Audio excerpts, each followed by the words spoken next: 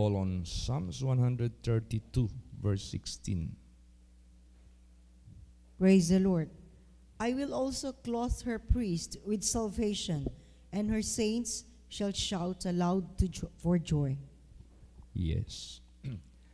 So, napakadakila ng ating Panginoong Diyos dahil sinabi niya dito, I will also clothe her priest with salvation, and her saints shall shout aloud for joy.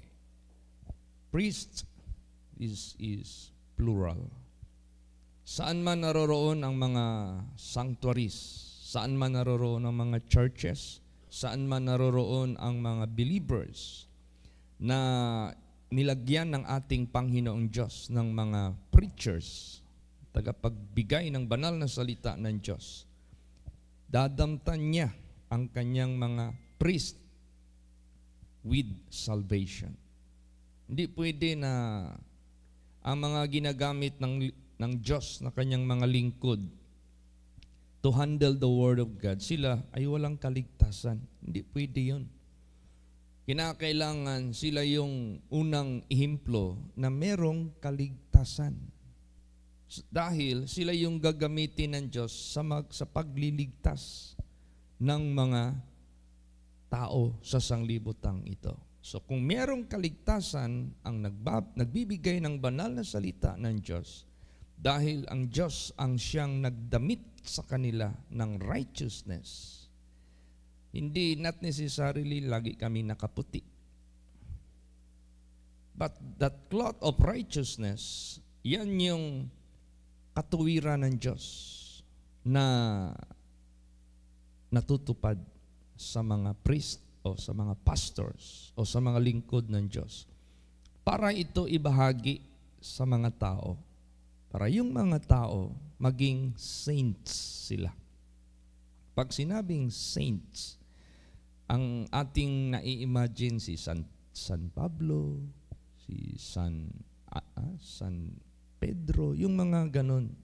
Para bagang napakalayo ng ating buhay na maging santo, na maging saint.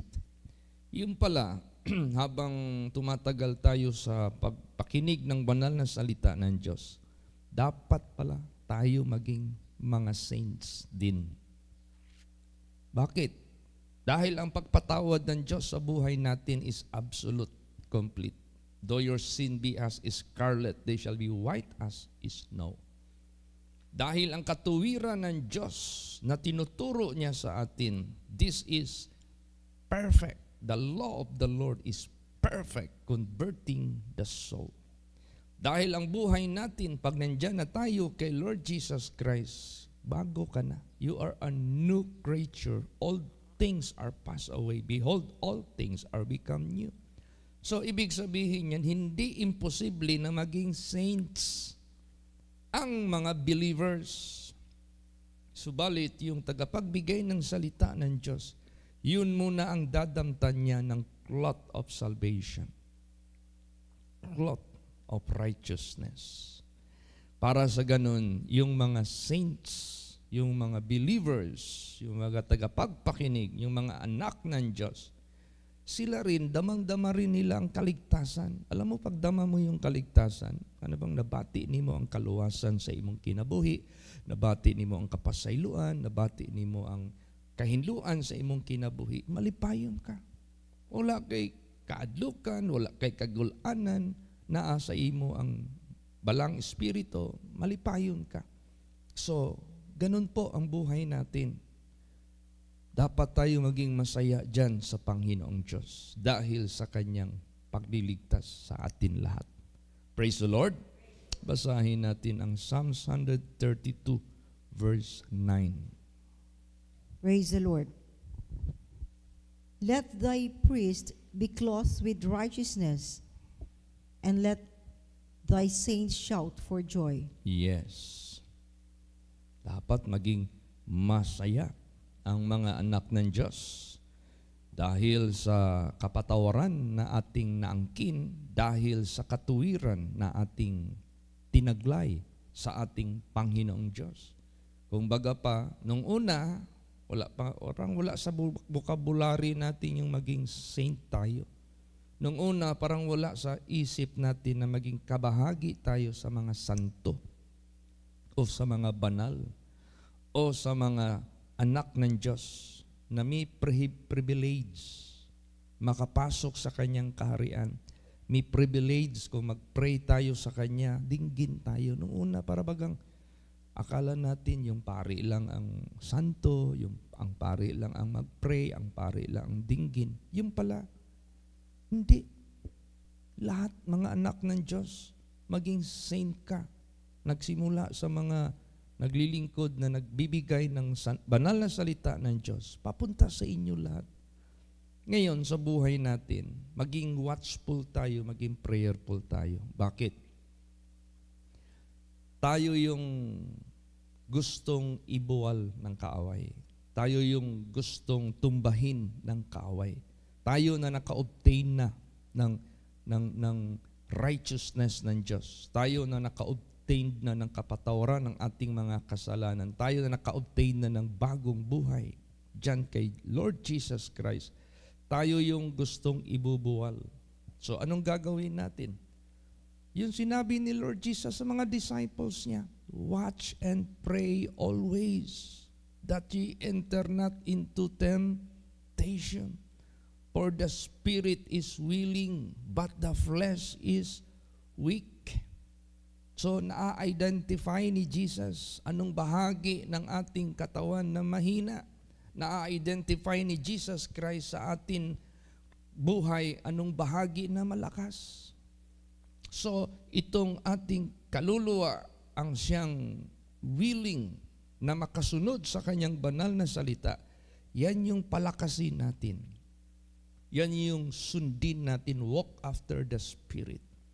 Yan yung ating alagaan. Yan yung ating proteksyonan.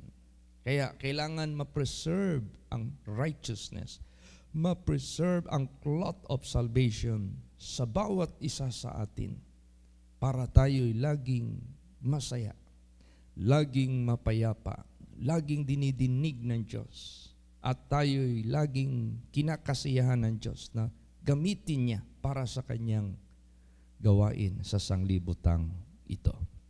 Basahin natin, dapat ma-preserve tayo. Psalms 140 verse 4. Praise the Lord. Keep me, O Lord, from the hands of the wicked. Preserve me from the violent man who have purpose to overthrow my goings. Yan.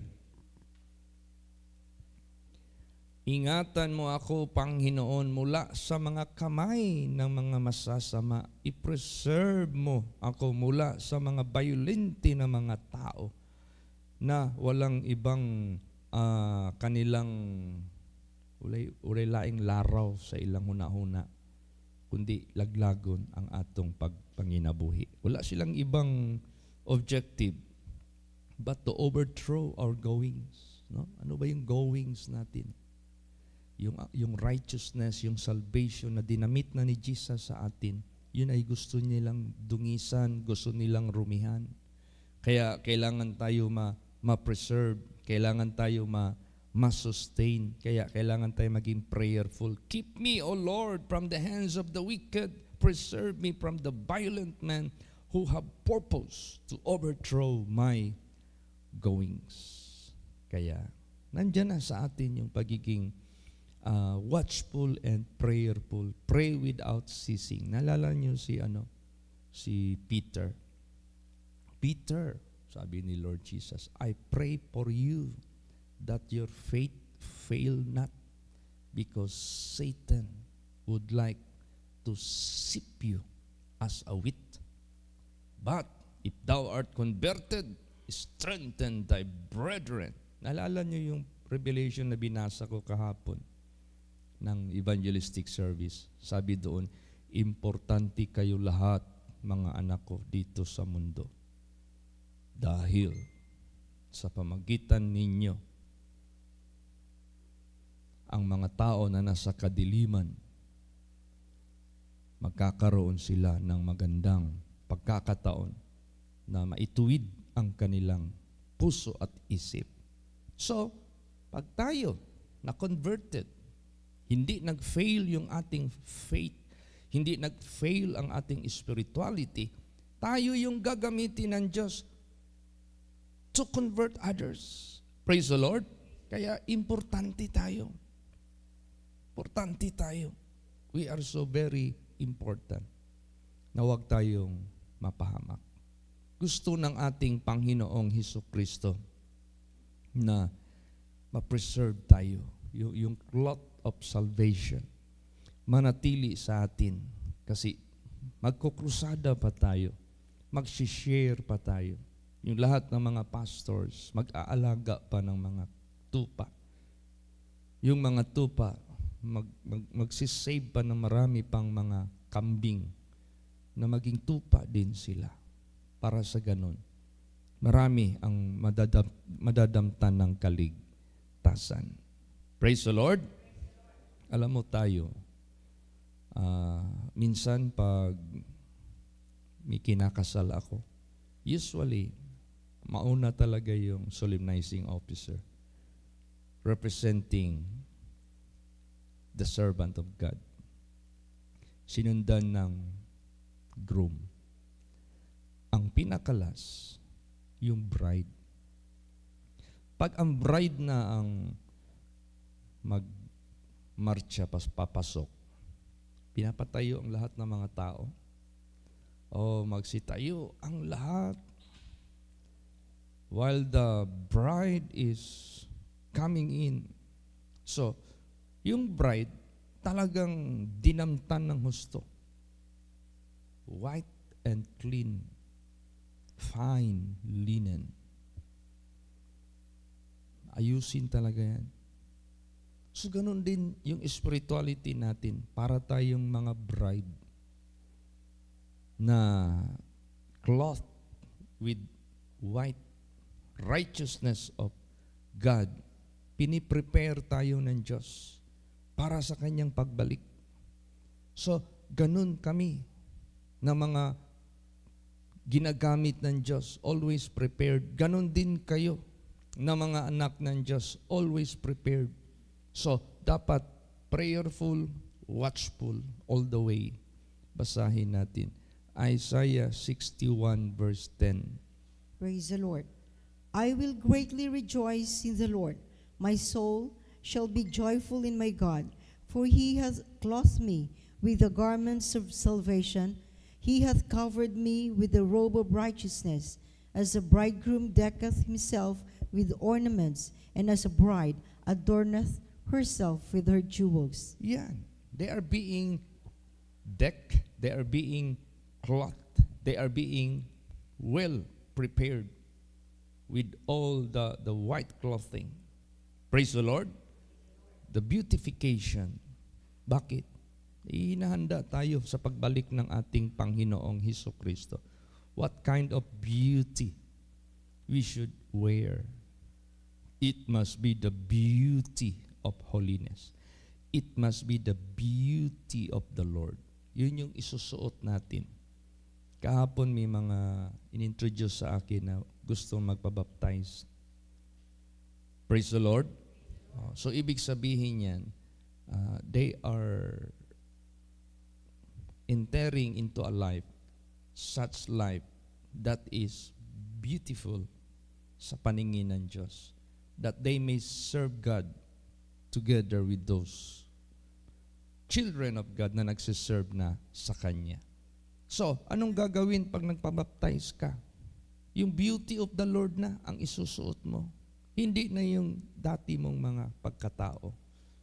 Kaya, to God be the glory. Let us pray for more people to be baptized para masuot nila yung beauty of the Lord. Para maraming maging saints, no? Maraming mga maliligtas. Kaya yan ang objective natin by the grace of God. Praise the Lord. Basahin natin, if you are being baptized, anong dapat mong gawin? Galatians 3:27. Praise the Lord. For as many of you as have been baptized into Christ have put on Christ. Yan. Si Kristo na ang isuot mo. Pag sinabing nabaptize ka na, si Kristo na ang sinuot mo. Si Kristo na ang makikita sa buhay mo. Yung karakter na ni Jesus ang makikita sa buhay mo. Anong sabi ni Jesus Christ? Take my yoke upon you and learn of me, for I am meek and lowly in heart, and ye shall find rest unto your soul. So yung mga children of God, ang pinaka-insignia, ang pinaka-mark, ang pinaka-brand na makita sa buhay natin, yung meekness, yung lowliness. Praise the Lord. That is a symbol of sheep. Sheep, pag sinabing karnero, obedient yan. Pag sinabing karnero, napapasunod yan sa leader nila, sa pastor nila. Wala naman tayong ibang pastor of our soul, si Jesus Christ. Kaya yun ang gusto ng ating Panginoong Diyos. Nagpabaptize ka, then put on the Lord. Isuot mo na ang ating Panginoong Hesus Kristo. At saka, pag sinuot mo na si Lord Jesus Christ, siya na yung hari sa buhay mo. Siya na yung nagro-rule sa buhay mo. Siya na yung nagko-command sa buhay mo. Anong dapat mong gawin, anong dapat mong hindi gagawin. Pag sinuot mo na si Lord Jesus Christ, siya na yung nagro-rule sa buhay mo. Tayo, pag hindi natin pinarole si Jesus, hindi natin paubaya si Jesus sa buhay natin, tayo pa rin ang nasusunod, tayo pa rin ang bida, tayo pa rin ang nangunguna. Wala. Nandyan sa atin yung ungodliness, nandyan sa atin yung unrighteousness, nandyan sa atin yung worldliness, nandyan sa atin yung wickedness. Tingnan mo yung ikumpara mo sa life ni Israel at ni Judah. Kasi may panahon na nahati yung Israel. Tapos si Judah at saka si Israel nahati yan. At that time, si Israel hindi sinamahan ng Diyos. Si Judah ang sinamahan. Nalaala niyo si King Amaziah na gusto siyang mag-hire ng soldier of Israel. Pero na-divided na yon. Di ba nagpahayag ang Diyos? Pag i-hire mo yung Israel na yan, na hindi sinamahan ng Diyos, matatalo ka sa gera mo. Sabi naman ng hari, paano ito? I have paid already them. Binayaran ko na sila. Sabi ng Diyos, yung binayad mo sa kanila, higit pa ang babalik sa iyo. Basta wag mo lang siyang isama sa iyong gera. O ibig sabihin yan, ito si Israel, hindi sinamahan ng Diyos. Nandyan sa kanila yung wickedness. Nandyan sa kanila yung deceit. Nandyan sa kanila yung falsehood. Nandyan sa kanila yung kasinungalingan. Samantalang ito si Judah. Sinamahan siya ng Diyos. Paano sumasama ang Diyos sa kanya? Basahin natin. Okay. Hosea 11:12. Praise the Lord. Ephraim compasseth me about with lies, and the house of Israel with deceit. But Judah yet ruleth with God, and is faithful with the saints. Yan. Ephraim compasseth me about with lies. Pinalibutan siya ng kasinungalingan. And the house of Israel with deceit. Nandyan ang limbong. But Judah yet ruleth with God. O, tingnan mo si Judah. Ruled by God. O kaya sa buhay natin, kailangan ang Diyos ang magro-rule sa buhay natin. Ang Diyos ang mag-prevail sa buhay natin. Siya yung commander natin. Siya yung nagko-command sa atin. Tayo ay under sa Kanya. So, ganun ang magiging dapat stand natin. Ruleth with God and is faithful with the saints. Masunurin sila. Tapat sila kasama ang mga banal Kaya yan ang gagawin nating atmosphere sa ating samahan by the grace of God. Praise the Lord.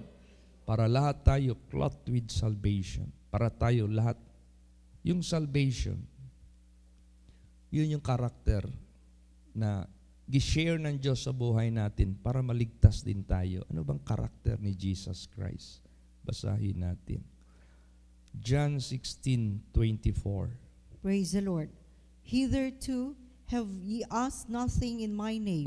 Sorry. Zechariah pala. Zechariah 9 verse 9. Praise the Lord. Rejoice greatly, O daughter of Zion. Shout, O daughter of Jerusalem. Behold, thy king cometh unto thee. He is just and having salvation, lowly and riding upon an ass, and upon a colt, the foal of an ass. Yes. Grabe yung humility ng ating Panginoong Hesukristo. Grabe yung humbleness ng ating Panginoong Hesukristo. Gayahin natin yan si Lord Jesus Christ. Though He was equal with God, but it took Him not to take advantage, but He humbled Himself. He took the form of a servant. O, ganun din sa buhay natin. No? Kahit children of King of Kings tayo, kahit we are citizen of heaven, but still, we behave ourselves so lowly, so humble. Let us follow the character of our Master, our Lord Jesus Christ. Praise the Lord. So, ngayon, sa buhay natin, malalaman natin pag-crusade kung anong mga kulang natin. Kasi mararanasan natin yan eh. Tulad nung June 15, nakita natin itong lugar natin, hindi na ideal, maliit na. So, nakita natin, we need bigger church. Pag krusada naman natin, makikita din natin what are those necessities. Kung ano yung mga pangailangan. So, ang gawin natin, huwag tayong magtahimik. Kaya minsan, meron ditong mag-text sa akin, Pastor Chit, magtatayo na tayo ng simbahan sa Romblon. Because saan lugar yan, Pastora Jing? Dito po sa Bangun, kung saan dati na-assign si Pastor Agoy. Tapos pinakita niya sa akin yung lupa, pinakita niya sa akin yung mga hollow blocks, pinakita niya sa akin yung mga tubo, pinakita niya sa akin yung mga kahoy, nandyan na lahat. Sabi niya, Pastor Chit, atip na lang ang kulang nito kung sakaling may tayo na ito. So anong sabi ko sa kanya? Okay, mag-request ka na sa government natin para maibigay yung inyong pangangailangan dyan. Pero tinanong ko muna siya, whether the lot is being donated or not. Sabi niya, Pastor, donated po. Ay, salamat. Praise the Lord. How many square meter? Hindi ko pa alam, Pastor, kasi hindi pa nakarating yung magdo-donate. Pero parating na siya. Sige, sukatin ninyo at i-establish ninyo yung exact na sukat sa i-donate niya. Gawan ninyo ng papilis yan sa barangay muna bago natin yan ayusin later. Para lang ma-secure yung property na para sa Panginoon. O ganon din sa buhay natin. Ano man yung nakikita natin na pangangailangan, saan tayo hihingi? Sa Diyos. Praise the Lord. Hihingi tayo sa Kanya. Sabi nga minsan ng Diyos, hindi kasi kayo humihingi sa akin eh, kaya wala kayong tinatanggap. Humingi nga kayo. Di ba naranasan ko yan sa buhay ko? Hindi ako nagkaroon ng pangangailangan ko like vehicle. Not until I asked. So basahin natin yan. Importante talaga yan. Sige. John 16:24. Praise the Lord. Hitherto have ye asked nothing in my name. Ask, and ye shall receive, that your joy may be full. Yan. Wala kayong hiningi. Sabi ng Panginoong Diyos. Si Jesus mismo nagsabi nito. Wala kayong hiningi sa akin. Humingi kayo para kayo tatanggap. para yung kaligayahan ninyo ma-full. Alam, malungkot kasi tayo pag tinan mo si Adam. Malungkot, di ba? Minsan, yun ang pinrich ko sa kasal. When God made the first day, in the first day, the light, and He make the light, the lesser and the brighter, the greater and the lesser. He call it the greater day, and He call it the lesser night. Yun yung moon. And it was good. Evening and morning, that is the first day. Puro good. Hanggang second day, third day, fourth day, puro good. Sixth day, puro good. Nung nandoon na sa lalaki, is not good. So gumawa ang Diyos ng solusyon para masaya si lalaki. Gumawa siya ng babae. Ganon din sa buhay natin. Pag yung ating mga necessities, kailangan natin, hindi yan ma-provide, malungkot tayo. Pero when we ask God, our joy will be full. Praise the Lord. So, hindi lang inaas natin, of course, yung literal material, but we ask first the spiritual, and everything just will follow. Minsan, si Sister Carol, nag-propose siya na magpa-tiles. Matagal na yung bahay nila nakatayo dyan. Ilang June 15 nang dumaan dyan. Sabi niya, Pastor, parang panahon na magpa-tiles ako. Nakita ko yung saya ni Sister Carol. Nang na-tiles na yung bahay nila, yung joy niya full. Praise the Lord. Oh. Ano pa yung gusto niya sa bahay niya? Gusto pa niyang itaas yung atip para mas mataas yung second floor. Oo. Pag mabigay na yan ni Lord Jesus dahil you ask, ma-full yung joy mo. Oo. Nung nagpa-pray dito yung isang pamilya dito, nung New Year, Pastor Chit, ipa-pray namin yung bahay namin na makompleto. Sabi ko, magkano kailangan nyo kay Jesus? 1.5. Gawin nating 2 million. Hindi pa nga naibigay, masaya na sila. Praise the Lord. Lalo't na pag ibigay na yan, ma-full na yung joy mo. Ganon sa buhay natin. Kaya sabi ni Lord Jesus, wala kayong natatanggap kasi hindi kayo humihingi. Humingi kayo para ibibigay sa inyo, para yung joy ninyo shall be full. Ganon. Kaya tayo, mag-ingat naman din tayo sa paghingi. Kasi minsan, meron tayong hinihingi, hindi pa rin binibigay. Unang-una, dahil hindi para sa kaluwalhatian ng Diyos. Hindi para sa ikatitibay ng ating kaligtasan. Ay kung humingi ka ng basketball court, ay hindi ibibigay ni Jesus Christ yan. Kung humingi ka ngayon ng malaking television para ma-avail mo yung mga palabas sa sanglibutan, ay hindi yan ibibigay ni Lord Jesus Christ. Pero pag humingi tayo para sa kanyang kaluwalhatian, huwag kang mag-alinlangan humingi kahit gaano pa, magkano yan. Praise the Lord. Basahin natin yan. James 4:2 and 3. Praise the Lord. Ye lust and have not, ye kill and desire to have and cannot obtain. You fight and war, yet ye have not, because ye ask not. Ye ask and receive not, because ye ask amiss, that ye may consume it upon your lust. Ayan. Pag hiningi mo yan kay Lord Jesus Christ, para sa kanyang kaluwalhatian, you will receive. Tatanggapin mo yan. According to His riches, glory, and honor. Tingnan natin siya, gaano siya kadakila, gaano siya kamakapangyarihan. Tingnan mo yung mga anak ng Diyos dito sa Bible. Hindi sila tumingin sa kanilang kalagayan. Tumingin sila sa Panginoong Diyos. Kahit wala silang kakayahan. Yun yung sinabi ni Paul.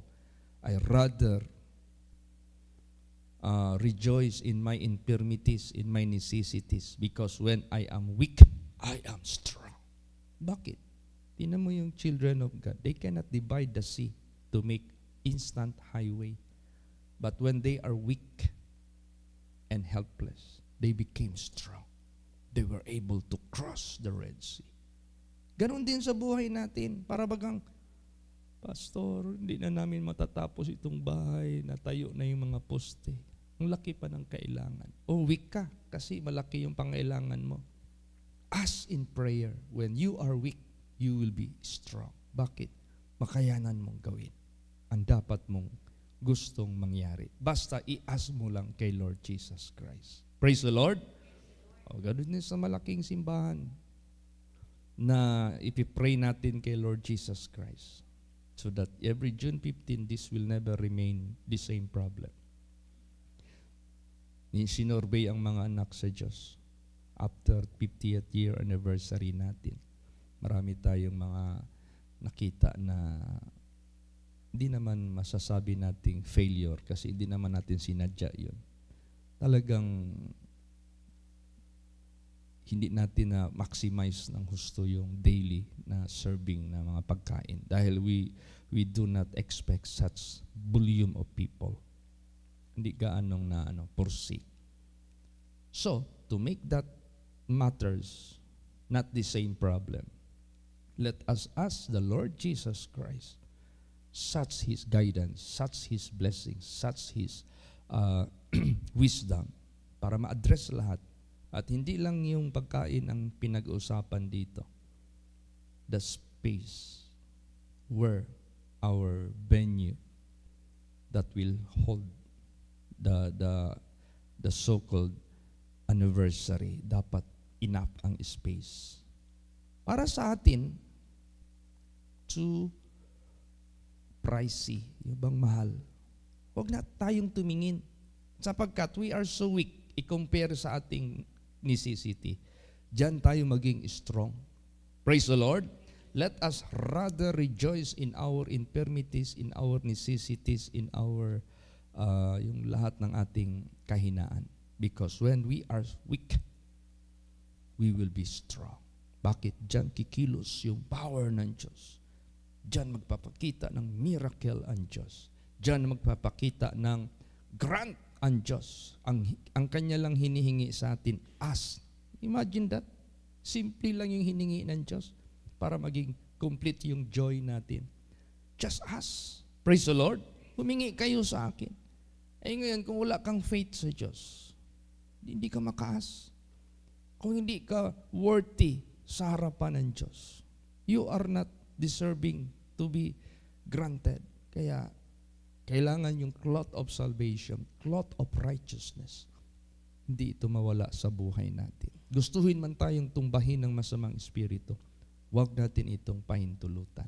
Kasi ang objective niya sa atin is to remove us from salvation. Huwag natin niyang pahintulutan. Kaya,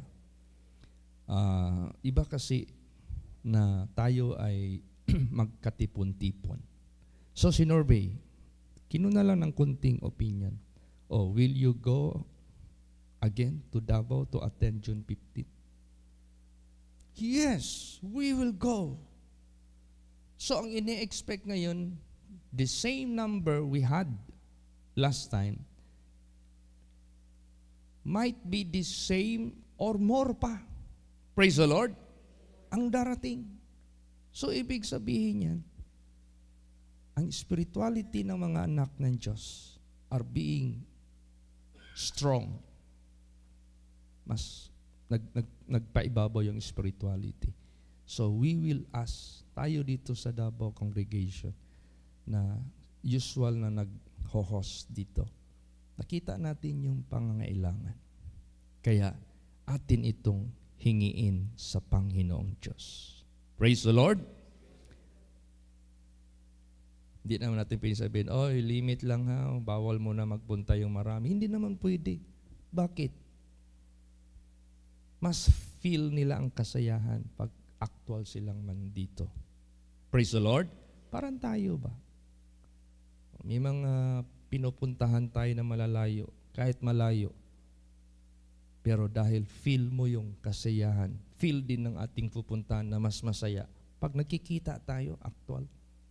Parang kaharian ng Diyos. Feel mo ba ang kasayahan? Sa isip mo lang, hindi ka man nakarating doon. Hindi. Kailan ma-full yung joy natin?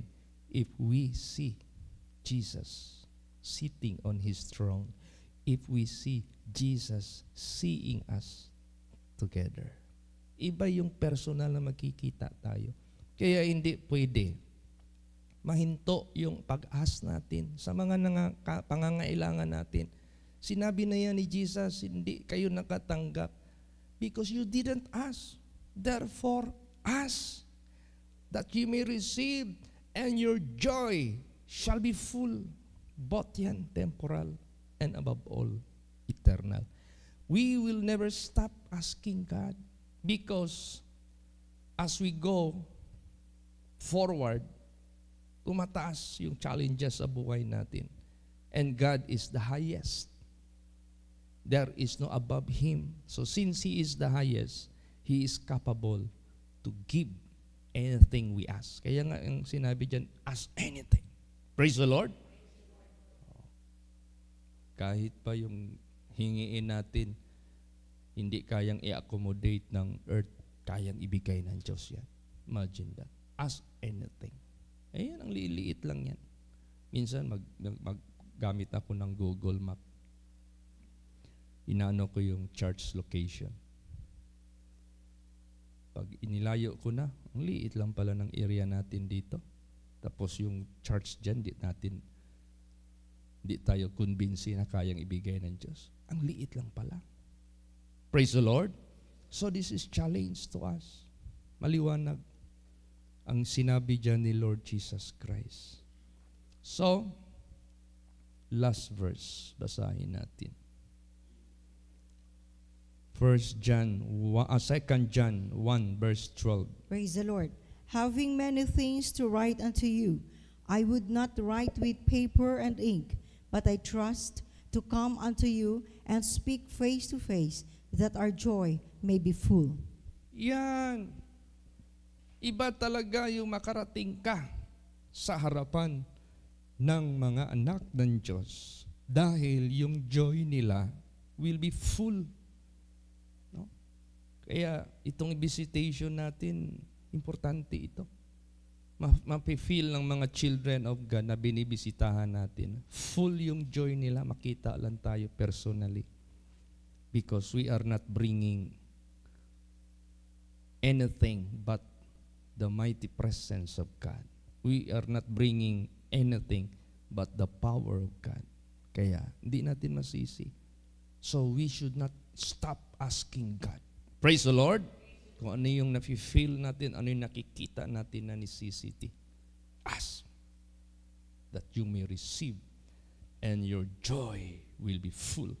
Kasi pag nandiyan pa rin sa labas yung mga children of God, parang may kahalo kang lungkot. You know why? Doon na lang sila sa screen na noon. Iba talaga yung actual nilang napapanood. Pag nandiyan na yung church na malaki, nakita na natin yung children of God who are attending. Everybody are inside already. Iba yung ma-feel mo. Yung joy mo mas full. Praise the Lord. Oh, ganon din sa bahay dyan sa nila Sister Ending. Pag nag-end na yung trabaho dahil tapos na lahat, mas masaya.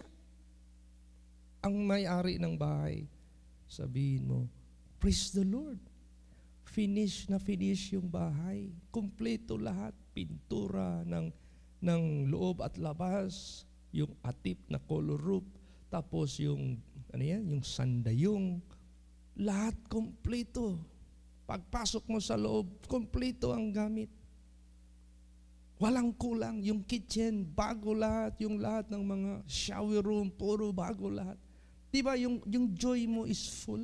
Praise the Lord. Alam mo, na-feel ko yung bahay na kompleto talaga na finish sa Canada. Grabe ng bahay doon, mag-construct. Wala kang nakita doong bahay na kahit kanto man lang ng atip, putol yung sandayong. Bawal yun doon. Maglibot ka ng buong Canada, wala kang makita doong unfinished na bahay. Bawal ka doon magawa ng bahay na unfinished. Kasi may standard sila doon na sinusunod. Ang gawin lang ng mga tao doon, bayad ka lang ng monthly. Furnish yung bahay mo doon. Praise the Lord. Ganon. Eh dito, hindi pa naman tayo first world country. Oh. So, iba yung complete. Dahil yung joy mo, complete din. By the grace of God. Now, the most perfect and complete is no other than in the kingdom of heaven. Lalo na doon, ma-full yung ating joy. Praise the Lord. Oh, kaya dito pa lang sa sanglibutang ito, let us practice clothing, the cloth of salvation, clothing the cloth of righteousness of the saints. Then ask anything from the Lord. He may give it to you. Ibibigayan ng ating Panginoong Diyos. Kaya to God be the glory. Marami pa akong isusulat, sabi dito, na gusto kong isulat sa papel, pero hindi ko na lang isulat ito sa papel. With ink. Nanalig ako sa Panginoon na darating ako dyan sa inyo at magsasalita ako sa inyo face to face, that your joy may be full. Praise the Lord.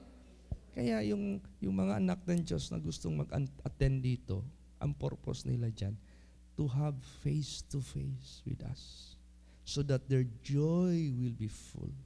Tayo naman ang mag-host so that our joy will be full. As much as possible, everybody must be accommodated.